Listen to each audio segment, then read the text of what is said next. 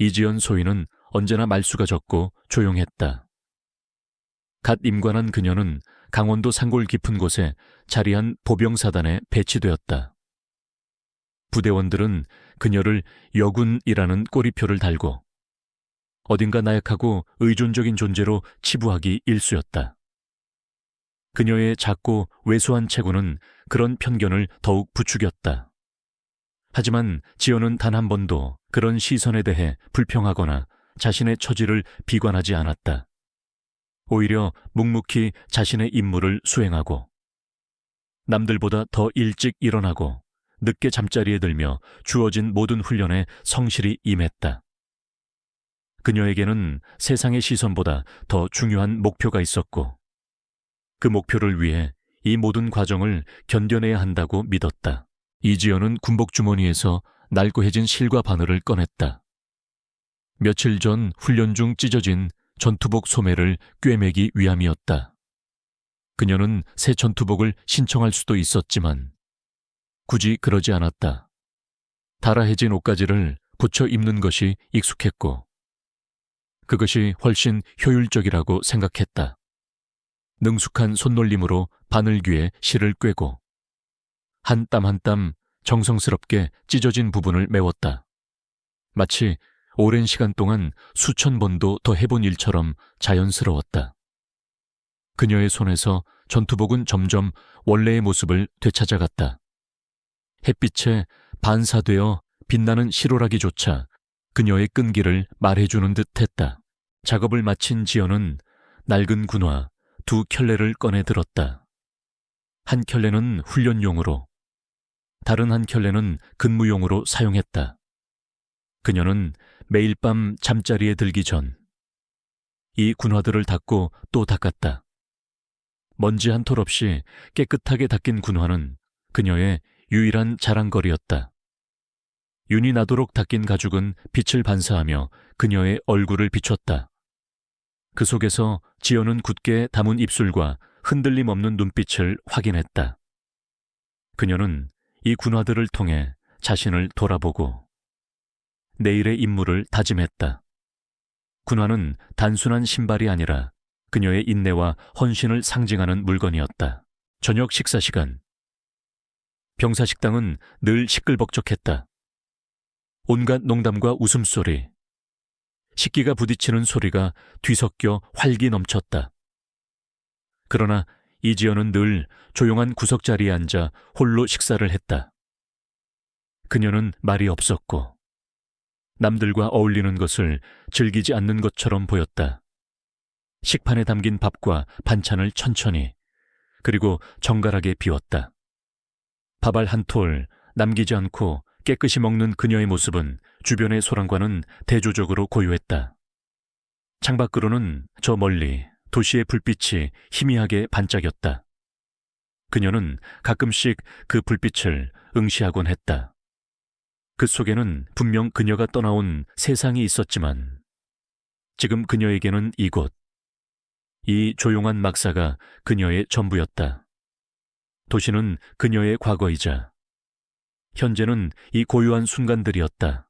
그녀의 눈빛은 무심한 듯하면서도 어딘가 깊은 사색에 잠겨있는 듯했다. 식사를 마친 후에도 그녀는 한동안 창밖을 응시했다.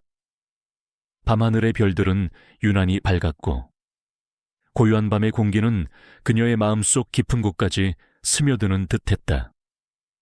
그녀는 자신이 이곳에 있는 이유를 되새겼다. 세상은 그녀를 이해하지 못할지라도 그녀는 자신의 길을 묵묵히 걸어가야만 했다. 어느 비오는 오후, 지연은 임무를 마치고 막사로 돌아가는 길이었다. 빗줄기는 굵어졌고 천둥 소리가 멀리서부터 울려 퍼졌다. 길가 웅덩이에는 빗물이 가득 고여 있었다. 그때 그녀의 눈에 비에 젖어 떨고 있는 작은 강아지 한 마리가 들어왔다. 털은 엉망이었고 한쪽 다리를 심하게 절고 있었다. 지연은 잠시 망설였다. 그녀는 군인이었고 부대 내에서 사사로운 행동은 금지되어 있었다. 하지만 이대로 강아지를 두고 갈 수 없었다. 그 작은 생명체가 너무나도 애처로웠다. 그녀는 주변을 살폈다. 다행히 인적이 드문 곳이었다. 지연은 조심스럽게 강아지에게 다가갔다. 강아지는 경계심을 드러내며 으르렁거렸지만 그녀의 온화한 눈빛에 이내 진정하는 듯 했다. 지연은 전투복 상의를 벗어 강아지를 감싸 안았다. 비에 젖은 강아지의 천은 차가웠지만 그녀의 품에 안기자 작은 몸이 미세하게 떨리는 것이 느껴졌다. 그녀는 강아지를 조심스럽게 막사 뒤편, 인적이 드문 창고 건물로 데려갔다. 그곳에는 낡은 담요 몇 장과 오래된 상자들이 있었다. 지연은 상자를 정리해 강아지가 쉴 공간을 만들고 자신의 보급 식량 중 일부를 몰래 가져와 강아지에게 주었다. 강아지는 허겁지겁 사료를 먹기 시작했다.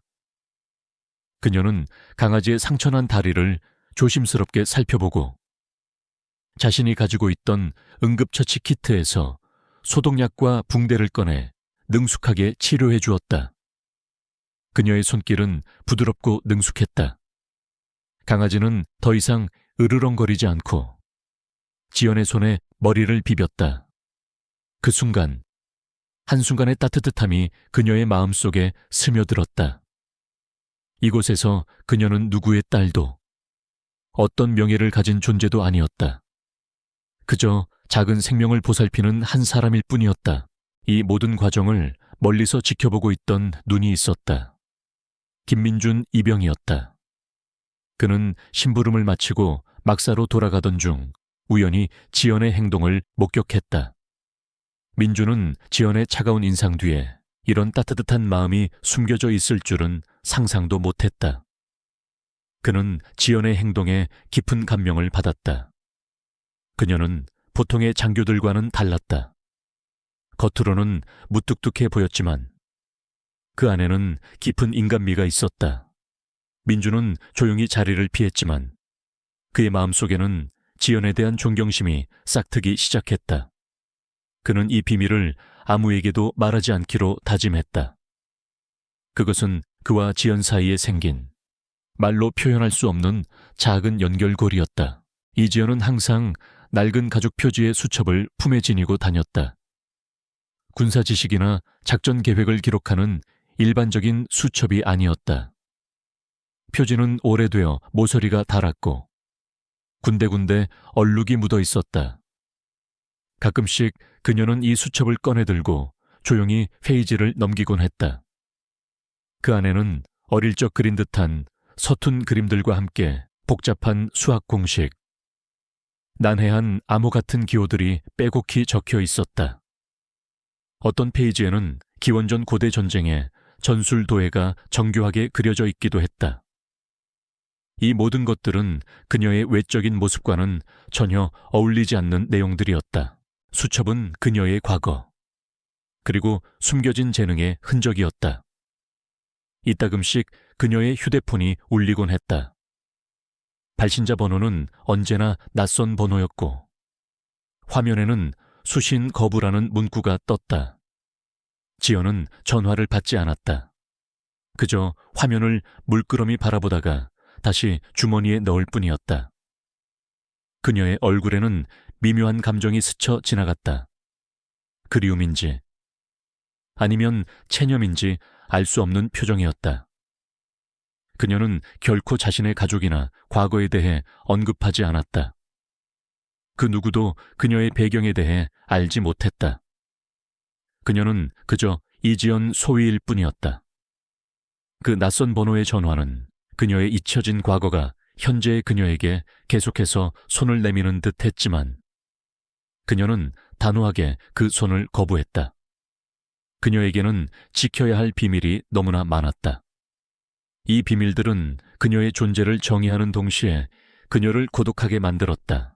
이지연 소위의 조용하고 묵묵한 일상은 박성호 대위의 등장과 함께 거친 파도에 휩쓸리기 시작했다. 박성호 대위는 새로 부임한 중대장이었다.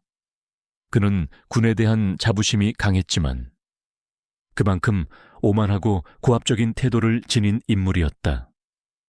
특히 자신보다 어리고 계급이 낮은 여군 소위인 이지연을 눈엣가시처럼 여겼다.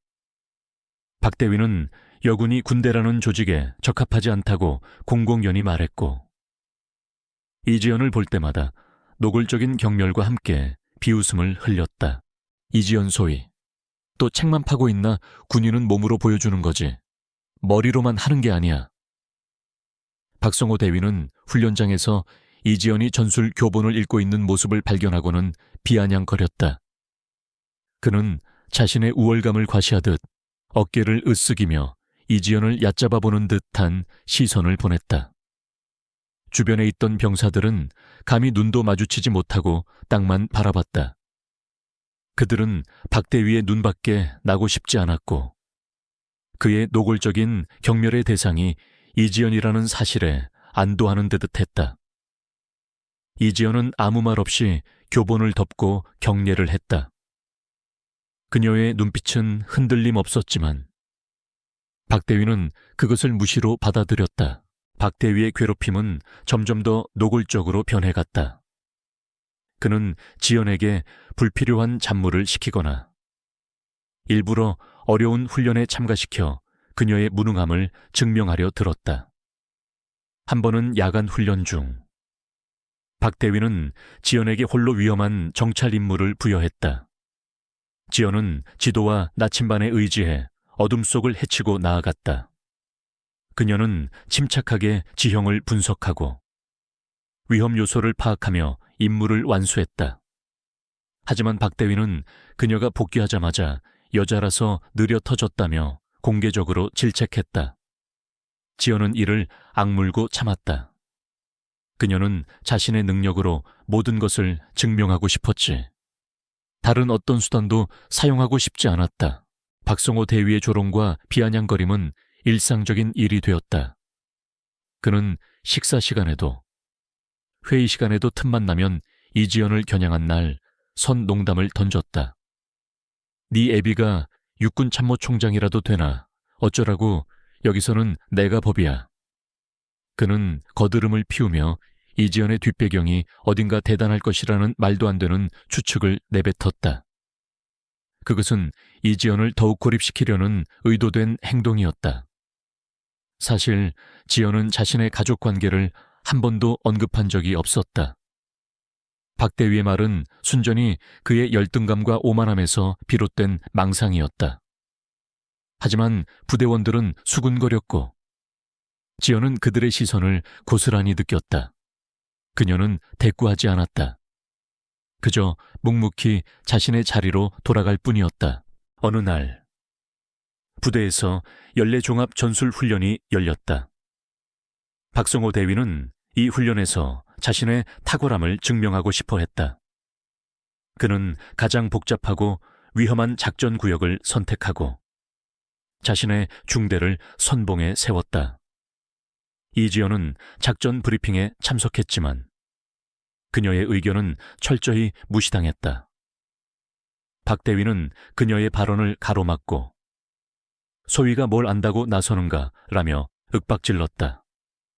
지연은 박대위의 작전 계획에 심각한 결함이 있음을 직감했다. 그의 계획은 너무 공격적이고 아군의 희생을 강요하는 무모한 것이었다. 그녀는 작전이 실패할 경우 발생할 수 있는 모든 상황을 머릿속으로 시뮬레이션했다. 훈련 당일 예상대로 박성호 대위의 중대는 난관에 부딪혔다. 가상 적군의 방역은 거셌고 중대는 순식간에 혼란에 빠졌다. 무정위에서는 다급한 보고들이 쏟아져 나왔고 박대위는 당황한 기색이 역력했다. 그의 얼굴은 땀으로 번들거렸고 눈동자는 불안하게 흔들렸다. 그는 당장이라도 무너질 것 같은 위기에 처해 있었다. 지연은 멀리서 그 모습을 지켜봤다. 그녀의 마음속에는 복잡한 감정이 교차했다. 이대로 박대위가 실패하는 것을 지켜보는 것이 통쾌할 수도 있었다. 하지만 동시에 수많은 병사들의 안전이 걸려 있었다. 그녀는 한숨을 내쉬었다. 그 순간 지연의 내면에서 잠자고 있던 무언가가 깨어났다. 그것은 단순히 군인다운 책임감만을 의미하지 않았다. 어릴 적부터 아버지의 서재에서 읽었던 수많은 전쟁사와 전술 교범, 그리고 매일 밤 수첩에 기록하며 스스로 익혔던 전략적 사고가 그녀의 머릿속을 스쳐 지나갔다. 그녀는 더 이상 물러설 수 없었다. 그녀는 자신의 존재 이유를 증명해야 했다. 이 부대를, 이 병사들을, 그리고 무엇보다 자신의 자존심을 지켜야 했다. 그녀는 단호한 표정으로 박성호 대위에게 다가갔다. 박 대위는 그녀를 밀어내려 했지만 지연의 눈빛은 흔들리지 않았다. 대위님, 이대로는 안 됩니다. 즉시 병력을 재편성하고 이쪽 우회로를 통해 후방을 타격해야 합니다. 지연은 침착하지만 단호한 목소리로 말했다. 그녀의 목소리는 혼란스러운 무전소리 속에서도 또렷하게 들려왔다. 박 대위는 잠시 그녀를 쳐다봤다. 분노와 경멸이 뒤섞인 시선이었다. 지금 감히 내 작전에 이의를 제기하는 건가? 너 때문에 이 작전이 망치면 책임질 건가? 박 대위는 소리쳤다. 하지만 지연은 물러서지 않았다. 책임은 제가 지겠습니다. 하지만 이대로 가면 더 큰 피해를 입을 것입니다. 그녀의 목소리에는 단호한 확신이 담겨 있었다. 박 대위는 이를 악물었다. 그는 지금 절체절명의 위기에 처해 있었다. 그의 자존심은 그녀의 제안을 거부하고 싶었지만 그의 이성은 그녀의 말이 옳다는 것을 알고 있었다. 그는 잠시 망설이더니 결국 이지연의 지시를 따르기로 결정했다. 좋다, 내 말대로 해보자. 하지만 실패하면 책임은 네가 진다. 박 대위는 마지못해 말했다. 지연은 고개를 끄덕였다. 그녀는 즉시 병력 배치도를 다시 그리며 새로운 지시를 내리기 시작했다. 그녀의 지시는 간결하고 명확했으며 지체 없이 실행되었다. 병사들은 그녀의 지시에 따라 일사불란하게 움직였다. 그들의 움직임에는 전보다 훨씬 더 강한 확신이 담겨 있었다. 이제 이지연은 더 이상 조용한 소위가 아니었다. 그녀는 혼란에 빠진 중대를 구하기 위해 스스로 행동에 나섰고 그 행동은 그녀의 삶을 영원히 바꿔놓을 터닝 포인트가 될 것이었다. 그녀는 다시는 과거의 자신으로 돌아갈 수 없었다. 그녀의 앞에 놓인 길은 이제 전쟁터처럼 위험하고 동시에 그녀를 진정한 군인으로 성장시킬 기회의 땅이 될 것이었다. 그녀는 비로소 자신 안에 잠재된 본능과 열망이 깨어나는 것을 느꼈다. 그것은 그녀를 더 이상 숨죽여 살지 못하게 만들었다. 이지연 소위의 예상은 정확했다. 그녀의 지시가 내려지자마자 중대의 움직임은 놀랍도록 신속하고 효율적으로 변했다. 박성호 대위는 어쩔 수 없이 그녀의 지휘를 따랐지만 그의 얼굴에는 여전히 분노와 수치심이 뒤섞여 있었다.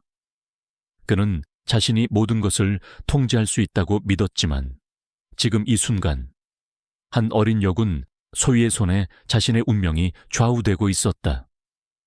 병사들은 지연의 침착하고 명확한 지시에 따라 일사불란하게 움직였다. 그녀의 목소리는 작았지만 그로서 어떤 무전소리보다도 강력한 힘을 가지고 있었다. 그녀는 지도를 펼쳐놓고 한 손으로는 무정기를 들고 다른 손으로는 지휘봉을 휘두르며 병사들의 움직임을 지시했다. 마치 오랜 전쟁 경험을 가진 노련한 지휘관처럼 보였다. 좌측 숲 지대를 우회하여 적의 후방을 교란하라. 제3소대는 엄폐물을 확보하고 징용로를 확보해. 그녀의 목소리는 흔들림이 없었다. 병사들은 그녀의 지시를 따랐고 그 결과는 놀라웠다. 중대는 위기에서 벗어나기 시작했고 전세는 조금씩 역전되었다. 가상 적군들은 혼란에 빠졌고 이지연의 예측대로 그들의 방어선은 쉽게 무너졌다. 훈련 상황실에서는 실시간으로 전황을 주시하고 있었다. 화면 속에서 이지연 소위의 지시를 받은 중대가 기적적으로 상황을 역전시키는 모습이 명확하게 보였다. 박대위는 옆에서 땀을 흘리며 그녀의 지시를 기계적으로 반복하고 있었다. 김민준 이병은 멀리서 이 모든 상황을 지켜보고 있었다. 그는 지연이 강아지를 치료해주던 따뜻한 모습을 기억하고 있었다. 그리고 이제 그녀가 지휘관으로서 얼마나 뛰어난 능력을 가지고 있는지를 눈으로 직접 확인했다. 그의 눈에는 경이로움과 존경심이 가득했다. 그녀는 단순히 똑똑한 것을 넘어 타고난 지휘관의 자질을 가지고 있었다. 민주는 자신도 모르게 주먹을 쥐었다. 그는 그녀를 응원하고 있었다. 박성호 대위는 지연의 능력을 확인하자마자 얼굴이 사색이 되었다. 그의 눈에는 질투와 분노가 이글거렸다. 그는 자신의 명성이 이지연이라는 신임 소위에게 가려지는 것을 용납할 수 없었다. 훈련이 끝나자마자 박성호 대위는 마치 자신이 상황을 역전시킨 영웅인 양 행동했다. 그는 지연의 공로를 가로채려 했고 그녀를 마치 자신의 지시를 맹목적으로 따른 도구처럼 묘사했다. 그러나 훈련 상황실에 있던 지휘관들은 모든 것을 보고 들었다. 특히 부대장인 초의 대령은 이지연 소위의 침착하고 뛰어난 전술 능력에 깊은 인상을 받았다. 그는 훈련 보고서에 이지연 소위의 이름을 특별히 언급했고 그녀의 공로를 공식적으로 인정했다.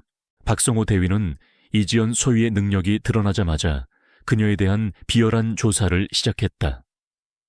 그는 자신의 인맥을 총동원하여 이지연의 신상 정보를 파악하려 들었다.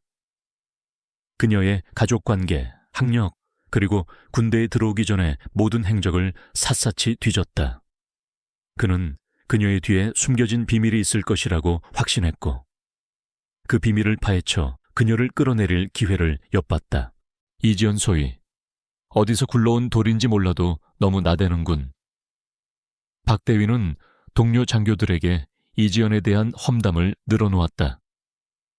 아마 높은 사람에게 잘 보여서 이 부대에 온 모양이야. 아니면 뭘 좀 아는 척하는 게 어쩌면 다 미리 짜고 치는 고스톱일 수도 있지. 그는 질투심에 눈이 멀어 터무니없는 음해를 서슴지 않았다. 그의 말은 부대 내에 빠르게 퍼져나갔고 이지연에 대한 좋지 않은 소문이 돌기 시작했다. 일부 병사들은 그녀를 의심의 눈초리로 바라봤고 어떤 이들은 그녀가 특혜를 받고 있다고 수군거렸다. 이지연은 이 모든 소문과 음해를 알면서도 묵묵히 견뎠다. 그녀는 진실은 언젠가 밝혀질 것이라고 믿었다. 하지만 그녀의 마음 한구석에는 불안감이 스며들었다.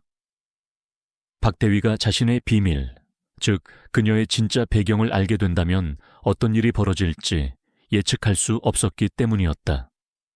그녀는 자신이 이곳에서 평범한 군인으로 살아가기를 원했지만 세상은 그녀를 가만두지 않는다는 것을 깨달았다. 그녀의 존재 자체가 어떤 이들에게는 위협이 되고 또 어떤 이들에게는 질투의 대상이 되었다. 박성호 대위의 음해는 더욱 교묘해졌다. 그는 이지연이 맡은 보고서나 서류 작업에서 고의적으로 오류를 찾아내거나 심지어는 오류를 조작하여 그녀의 무능함을 부각시키려 했다.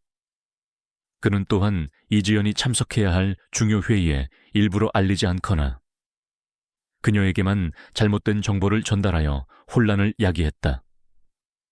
그의 목표는 명확했다. 이지연의 평판을 깎아내리고 그녀를 부대 내에서 고립시켜 스스로 물러나게 만드는 것이었다. 그는 이 모든 행동을 아주 자연스럽고 우연인 것처럼 보이게 만들었다. 마치 이지연이 스스로 실수를 저지르는 것처럼 말이다. 어느 날 이지연은 자신의 서랍이 열려있고 수첩이 놓여있던 자리가 흐트러져 있는 것을 발견했다. 그녀의 심장이 철렁 내려앉았다. 그녀는 항상 그 수첩을 가장 은밀한 곳에 숨겨두었었다. 누군가 자신의 비밀을 캐내려 했다는 사실에 그녀는 분노와 함께 불안감을 느꼈다. 그녀는 즉시 수첩을 확인했다. 다행히 내용이 유출된 흔적은 없었지만 이지연은 박성호 대위의 소행임을 직감했다. 그의 비열함은 그녀의 예상보다 훨씬 더 깊고 위험했다. 그녀는 이제 더 이상 단순한 괴롭힘으로 치부할 수 없다는 것을 깨달았다. 박성호 대위는 그녀를 파괴하려 들고 있었다. 지연은 자신의 진짜 정체가 드러나는 것을 극도로 경계했다. 그녀는 그동안 숨겨왔던 자신의 모든 것을 건드리지 않기를 바랐다. 하지만 박 대위의 집착은 그녀의 비밀을 향해 점점 더 다가오고 있었다. 그녀는 이제 선택의 기로에 놓였다. 계속해서 침묵하고 견딜 것인가? 아니면 자신의 모든 것을 걸고 맞설 것인가? 그녀의 내면에서는 차가운 결의가 끓어오르고 있었다. 그녀는 더 이상 숨을 곳이 없다는 것을 깨달았다. 다가올 싸움은 피할 수 없는 운명과 같았다. 이지연 소위를 향한 박성호 대위의 압박은 점차 극에 달했다. 그는 이지연의 숨겨진 재능이 부대 내에서 인정을 받기 시작하자 그녀를 완전히 제거하기 위해 더욱 악랄한 계략을 꾸몄다. 부대 전체에 명예가 걸린 대규모 군사훈련이 다가오고 있었다. 이 훈련은 각 중대의 실력을 평가하고 우수부대를 선발하는 중요한 자리였다. 박성호 대위는 이 훈련을 이지연을 굴복시키고 자신의 권위를 다시 세울 기회로 삼으려 했다. 훈련 장소는 부대 내에서도 가장 험난하고 복잡한 지형으로 유명한 지옥의 계곡이었다. 이곳은 과거에도 수많은 병사들이 길을 잃거나 부상을 당했던 곳이었다. 박성호 대위는 이지연 소위에게 가장 위험하고 불리한 임무를 맡겼다. 그것은 바로 최전방 수색조를 이끌고 미로처럼 얽힌 계곡을 통과하여 특정 지점의 가상 적군 기지를 점령하는 것이었다. 제한 시간은 단 3시간. 계곡의 험준한 지형과 예측 불가능한 날씨, 그리고 가상 적군의 강력한 저항을 고려하면 거의 불가능에 가까운 임무였다. 박 대위는 이 임무가 이지연에게 독이 든 성배가 될 것이라고 확신했다. 이지연 소위, 자네는 제1수색조를 이끌고 목표 지점인 붉은 바위를 3시간 안에 점령한다. 실패할 경우 자네의 모든 훈련 성적은 무효 처리될 것이고 그에 따른 책임을 져야 할 것이다. 박 대위는 차갑게 말했다. 그의 눈에는 비웃음이 가득했다. 이지연은 그의 의도를 정확히 파악했다. 이것은 단순한 임무가 아니라 그녀를 함정에 빠뜨리려는 교활한 계략이었다. 그녀는 주변을 둘러보았다. 이전 훈련에서 박 대위가 퍼뜨린 소문 때문인지 그녀의 수색조에 배정된 병사들의 얼굴에는 불신과 불안감이 드리워져 있었다. 그들은 자신들이 무모한 임무에 희생양이 될지도 모른다는 두려움을 느끼는 듯했다. 훈련이 시작되자마자 이지연의 수색조는 난관에 부딪혔다. 예상대로 박 대위는 이지연의 무정의를 고의적으로 교란시켜 통신을 방해했다. 지형은 더욱 험난했고 곳곳에 설치된 가상지뢰와 함정들은 그녀의 발목을 잡았다.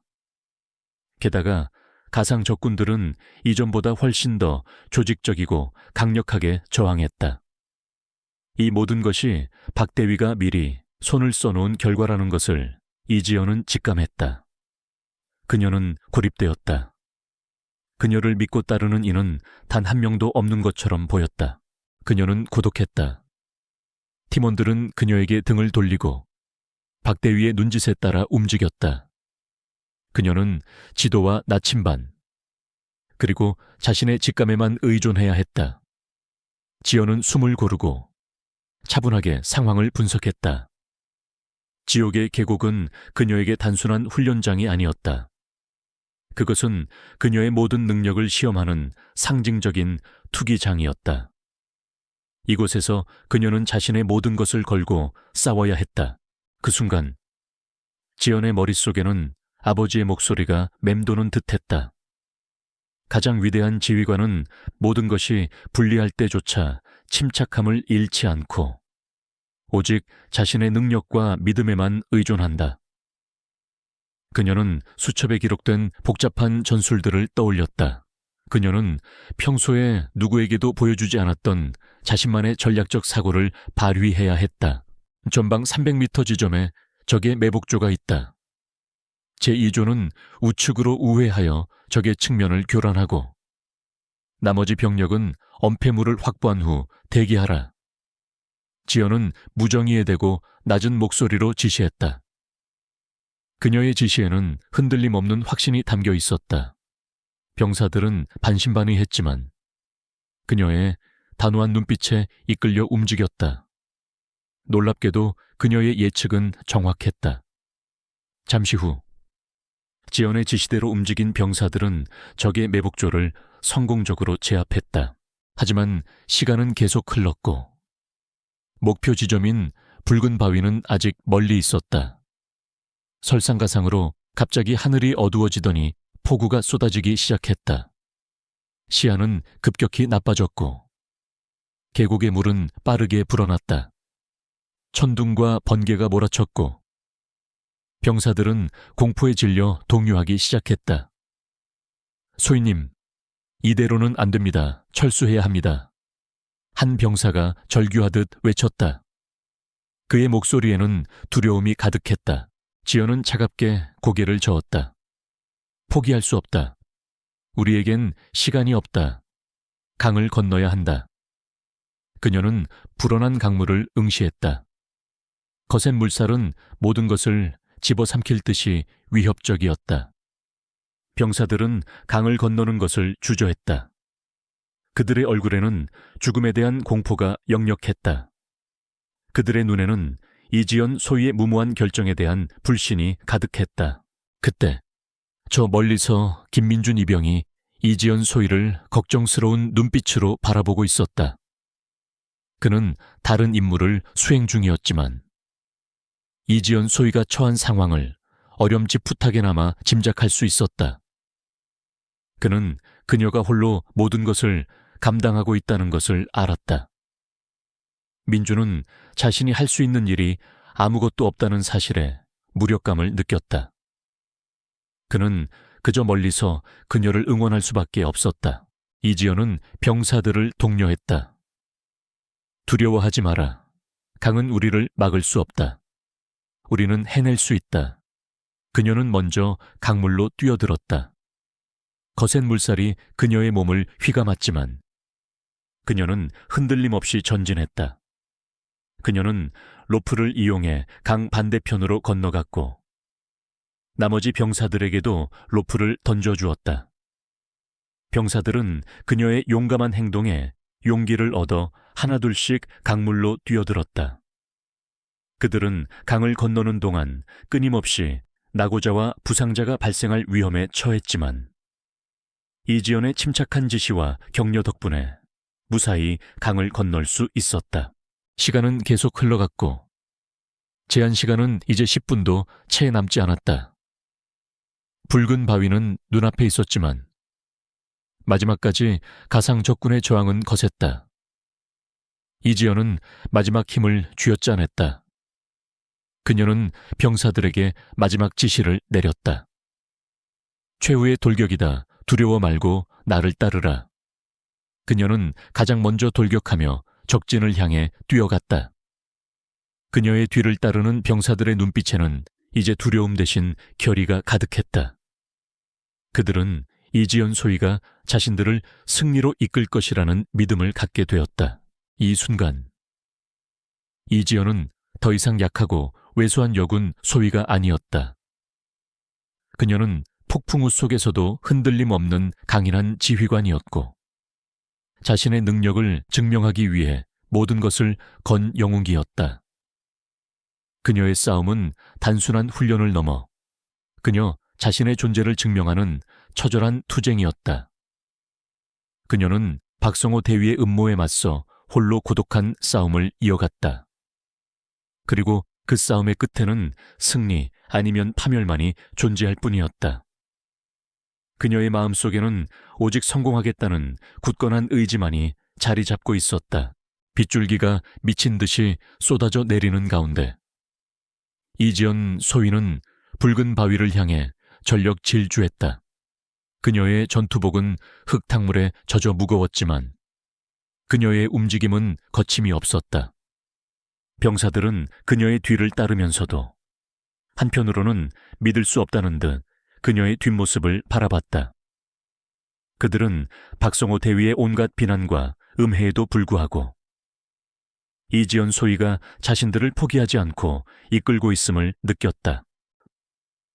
마지막 목표 지점, 묽은 바위 앞에는 가상 적군의 마지막 방어선이 견고하게 구축되어 있었다. 시간은 이제 아분도 채 남지 않았다. 병사들은 지쳐 있었고 사기는 바닥에 떨어져 있었다. 하지만 이지연의 눈빛은 여전히 불타올랐다. 그녀는 숨을 깊게 들이쉬며 어린 시절 아버지에게 배웠던 모든 전술 지식과 자신의 오랜 경험을 머릿속으로 빠르게 재구성했다. 그녀는 이 순간을 위해 수많은 밤을 새워가며 수첩에 기록했던 내용들을 떠올렸다. 모두 잘 들어라. 지금부터 내가 하는 말을 명심해라. 그녀의 목소리는 빗소리와 천둥 소리를 뚫고 병사들의 귀에 박혔다. 우측 절벽 지형을 이용해 우회한다. 나는 전방에서 적의 시선을 끌 것이다. 내가 공격 개시 신호를 보내면 너희는 동시에 돌격하여 목표를 점령한다. 그녀의 지시는 대담하고 위험했다. 병사들은 망설였다. 그녀가 홀로 적의 시선을 끈다는 것은 사실상 자살 행위에 가까웠기 때문이다. 소위님 안 됩니다. 너무 위험합니다. 한 병사가 외쳤다. 그의 목소리에는 진심 어린 걱정이 담겨 있었다. 하지만 지연은 고개를 저었다. 이것이 우리가 승리할 유일한 방법이다. 나를 믿어라. 그녀는 더 이상 주저하지 않았다. 그녀는 빠르게 몸을 숙여 바위 틈으로 접근했고 눈 깜짝할 사이에 적의 시야에서 사라졌다. 가상 적군들은 지연의 움직임을 눈치채지 못했다. 그들은 전방에만 시선을 고정하고 있었다. 그때 지연은 기습적으로 연막탄을 투척했다. 자욱한 영희 속에서 그녀는 전방의 적군들을 향해 돌진했다. 총성이 울려 퍼지고 지연은 적들의 총알 세례를 피해가며 놀라운 속도로 적진을 휘저었다. 그녀의 움직임은 마치 그림자처럼 민첩하고 날렵했다. 그녀는 적군들의 시선을 완벽하게 자신에게로 돌리는데 성공했다. 그 순간 이지연이 보낸 신호탄이 밤하늘을 가르며 터져 올랐다. 병사들은 지연의 지시에 따라 일제히 우측 절벽을 타고 우회하기 시작했다. 그들은 지연이 홀로 적진에서 사투를 벌이는 모습을 보며 강렬한 책임감과 함께 그녀에 대한 경외심을 느꼈다. 그들은 그녀가 자신들을 위해 목숨을 걸고 있다는 것을 알았다. 병사들의 눈빛에는 이제 두려움 대신 맹렬한 투지가 번득였다. 박성호 대위는 훈련 상황실에서 이 모든 광경을 지켜보고 있었다. 그는 이지연이 예상치 못한 돌발 행동을 보이자 경악을 금치 못했다. 그의 입에서 저절로 말도 안 돼 라는 탄식이 흘러나왔다. 그는 이지연이 자신의 목숨을 걸고 임무를 수행할 것이라고는 상상조차 하지 못했다.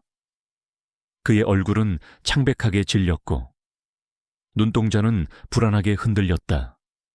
그 순간 그의 눈앞에 펼쳐진 광경은 그가 이지연에게 품었던 모든 편견과 오만을 산산조각 내는 듯했다.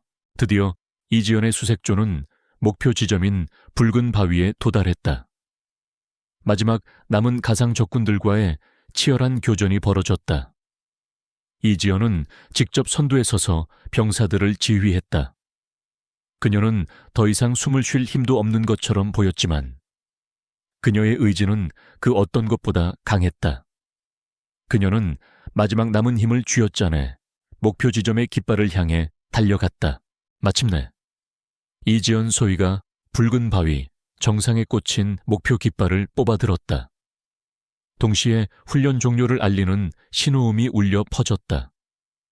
시간은 정확히 3시간. 단 1초의 오차도 없었다. 병사들은 환호성을 질렀다. 그들은 서로를 얼싸안으며 승리의 기쁨을 만끽했다. 이지연은 숨을 헐떡이며 그 자리에 주저앉았다. 그녀의 얼굴은 흙투성이었고 온몸은 상처투성이었지만 그녀의 눈빛은 그 어떤 순간보다도 빛났다. 그 순간 훈련장 전체에 고요함이 찾아왔다. 헬리콥터 소리가 점점 가까워지더니 훈련장 중앙에 착륙했다. 헬리콥터에서 내린 사람들은 모두 최고위급 군 관계자들이었다. 그들 중 선두에는 사성장군 계급장을 단 백발의 노인이 있었다.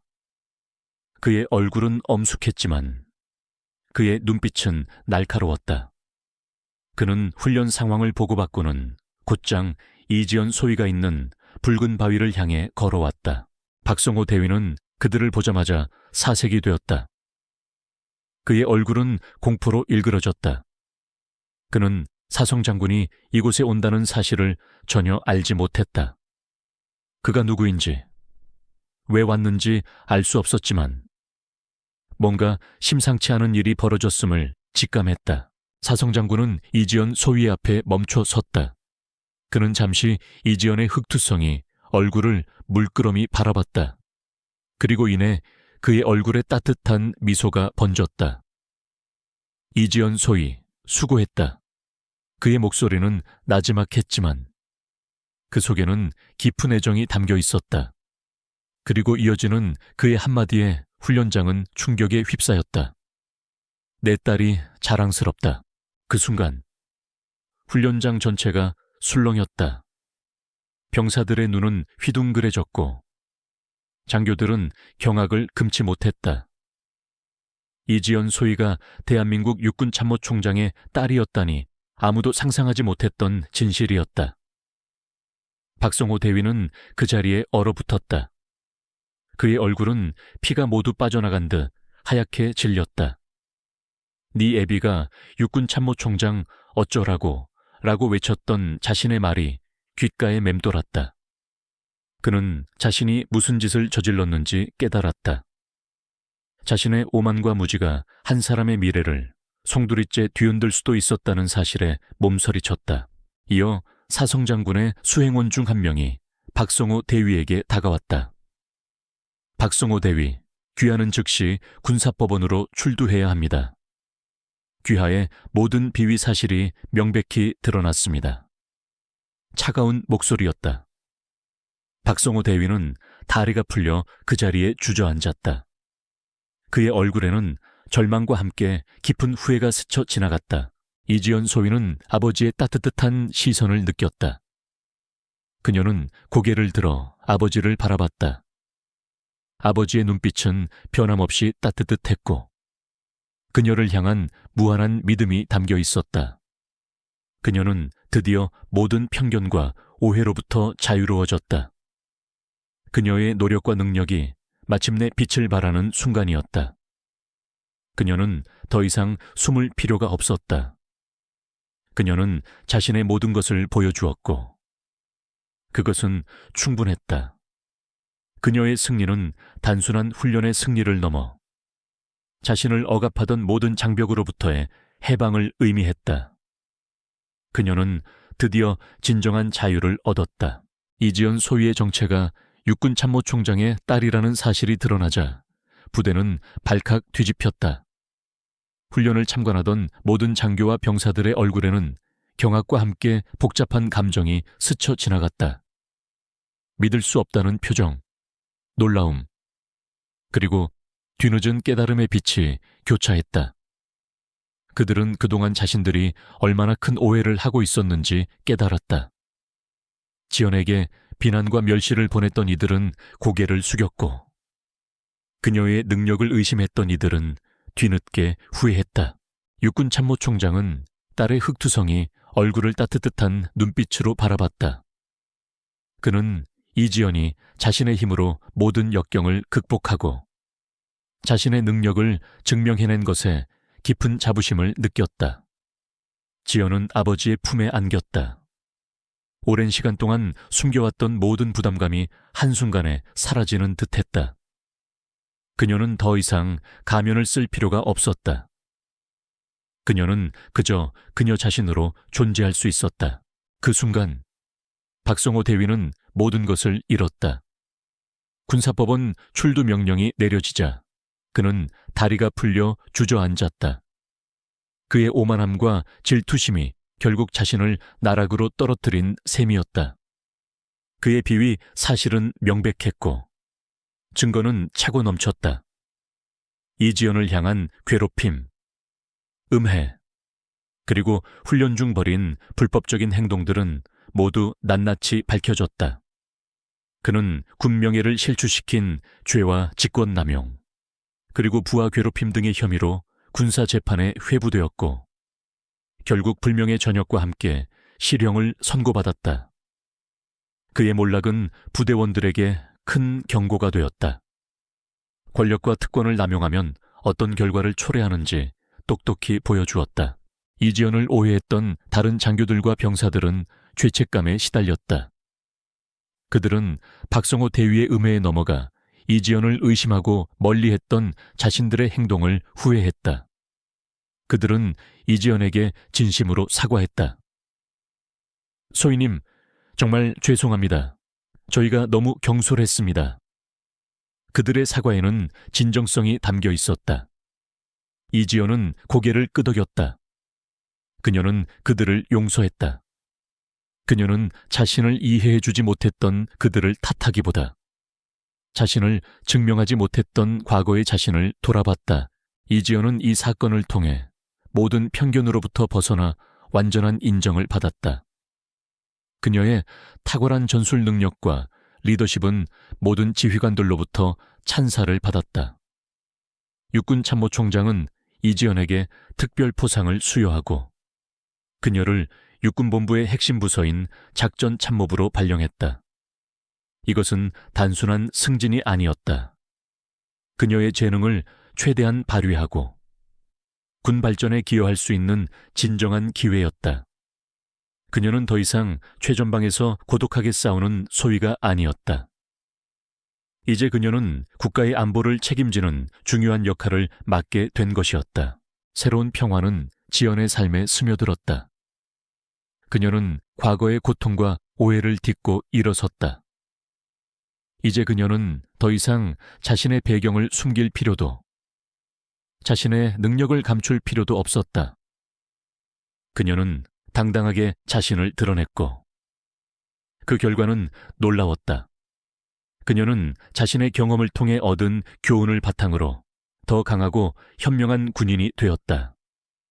그녀는 육군참모총장의 딸이라는 타이틀이 아닌 오직 이지연 소위 자신의 능력으로 이 모든 것을 이뤄냈다는 사실에 자부심을 느꼈다. 이지연은 새로운 부서에서 김민준 이병을 다시 만났다. 민준은 지연의 천재성을 가장 먼저 알아본 몇 안 되는 사람 중 한 명이었다. 그는 이지연의 비공식적인 조력자이자 든든한 지지자였다. 민준은 이지연이 강아지를 보살펴주던 그날부터 그녀를 남몰래 존경하고 있었다. 그는 그녀가 가진 고결한 인품과 뛰어난 능력을 누구보다도 먼저 알아보았다.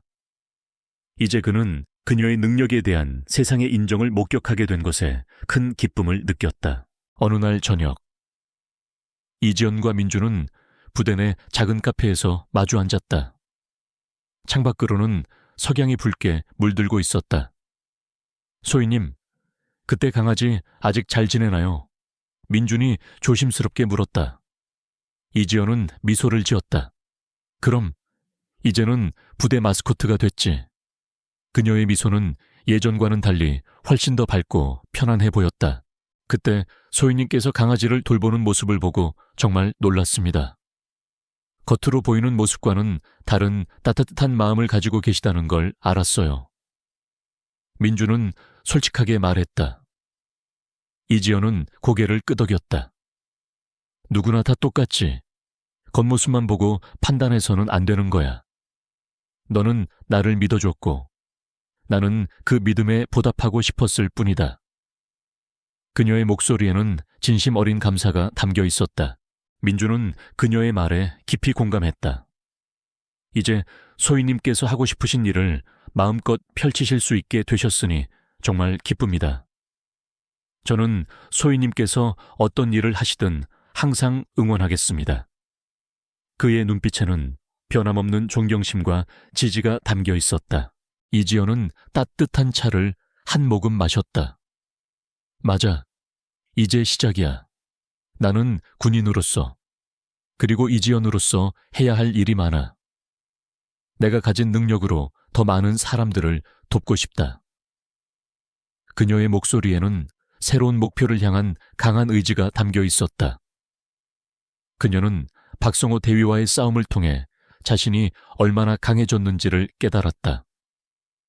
그녀는 더 이상 어떤 고난도 두렵지 않았다. 그녀는 이제 자신의 길을 스스로 개척해 나갈 준비가 되어 있었다. 이지연 소위가 육군본부 작전참모부로 발령받은 지 2년이 지났다. 그녀는 이제 단순한 소위가 아니었다. 탁월한 능력과 끊임없는 노력으로 그녀는 빠르게 진급하여 육군본부의 핵심 인재로 자리매김했다. 그녀의 지휘 아래 작전참모부는 수많은 중요한 프로젝트를 성공적으로 수행하며 육군의 발전에 지대한 공헌을 했다. 그녀는 더 이상 조용하고 소극적인 여군이 아니었다. 명확한 판단력과 뛰어난 통찰력으로 복잡한 문제들을 해결해 나가는 그녀의 모습은 모든 부하 장교들에게 존경과 귀감이 되었다. 이지연은 자신의 경험을 바탕으로 군 교육 시스템을 혁신하는 데도 앞장섰다. 그녀는 이론 중심의 교육에서 벗어나 실전 같은 훈련과 토론을 강화하는 새로운 교육 프로그램을 만들었다. 특히 그녀는 여성 장교들이 군에서 능력을 충분히 발휘할 수 있도록 돕는 멘토링 프로그램을 주도했다. 그녀는 자신의 성공이 단순히 개인적인 것이 아니라 모든 여성 군인들에게 희망이 될 수 있다고 믿었다. 어느 가을날, 이지연은 한 시골 마을의 작은 초등학교 강단에 서 있었다. 그녀의 군복은 단정했고 얼굴에는 온화한 미소가 어려 있었다. 그녀는 그동안 자신이 겪었던 이야기들을 아이들에게 들려주었다. 고난과 역경, 그리고 그것을 극복해 나가는 과정에서 얻은 깨달음들을 진솔하게 이야기했다. 아이들의 눈은 반짝였고 그들의 작은 손은 그녀의 이야기에 맞춰 힘껏 박수를 쳤다. 여러분, 저는 어렸을 때부터 꿈이 많았습니다. 하지만 때로는 주변의 시선이나 편견 때문에 제 꿈을 숨기거나 포기하고 싶을 때도 있었죠. 하지만 저는 포기하지 않았습니다. 그리고 저 자신을 믿었습니다. 여러분도 여러분의 꿈을 절대 포기하지 마세요. 그리고 여러분 자신을 믿으세요. 그러면 언젠가 그 꿈은 반드시 이루어질 것입니다. 그녀의 목소리는 부드러웠지만 그 속에는 강한 확신과 진심이 담겨 있었다. 강연을 마친 후 한 아이가 그녀에게 다가와 작은 손으로 그림을 내밀었다. 그림 속에는 군복을 입은 이지연과 그녀의 어깨 위에 앉아있는 강아지가 그려져 있었다. 소희님, 이 강아지 아직도 소희님 옆에 있어요. 아이가 순진하게 물었다. 이지연은 환하게 웃었다. 그럼 이제는 우리 부대의 마스코트가 되었단다. 그녀의 눈빛은 따뜻한 추억으로 가득했다.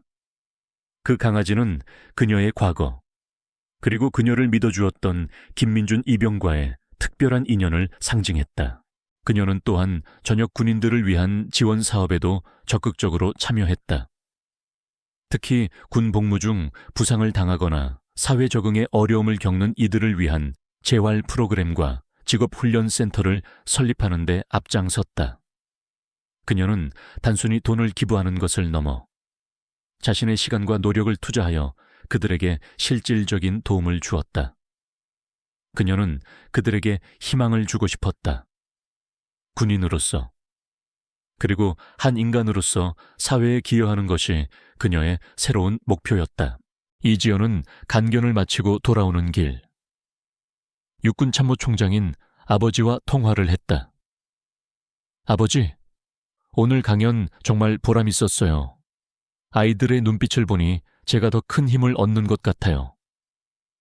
이지연의 목소리에는 행복이 가득했다.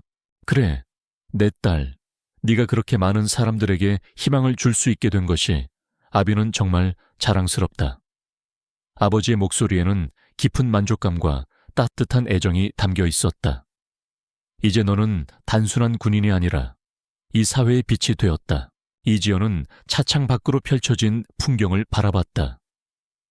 붉게 물든 노을이 들판을 감싸고 있었다. 그녀의 삶은 더 이상 어둠 속에 숨겨져 있지 않았다. 그녀는 이제 빛을 향해 나아가고 있었고, 그 빛은 그녀 주변의 사람들에게까지 따뜻하게 스며들었다. 그녀는 자신의 꿈을 이루었고, 그 꿈은 더 큰 선한 영향력으로 확장되고 있었다. 그녀는 과거의 상처와 고통을 통해 더욱 단단해졌고, 이제는 그 경험을 바탕으로 다른 이들을 이끌어주는 리더가 되었다. 그녀의 삶은 진정한 두 번째 봄을 맞이한 것이었다. 여러분, 이지연 소위의 이야기는 여기서 끝이 납니다. 하지만 그녀의 삶은 계속될 것입니다. 여러분은 이지연 소위의 이야기가 여러분의 마음에 어떤 감동을 주었는지 궁금하지 않으신가요? 여러분이 가장 인상 깊었던 순간은 언제였나요? 댓글로 여러분의 생각을 공유해 주세요. 그리고 이 이야기가 마음에 드셨다면 좋아요와 구독, 알림 설정까지 잊지 마세요. 다음에도 더 흥미진진한 이야기로 찾아뵙겠습니다. 감사합니다.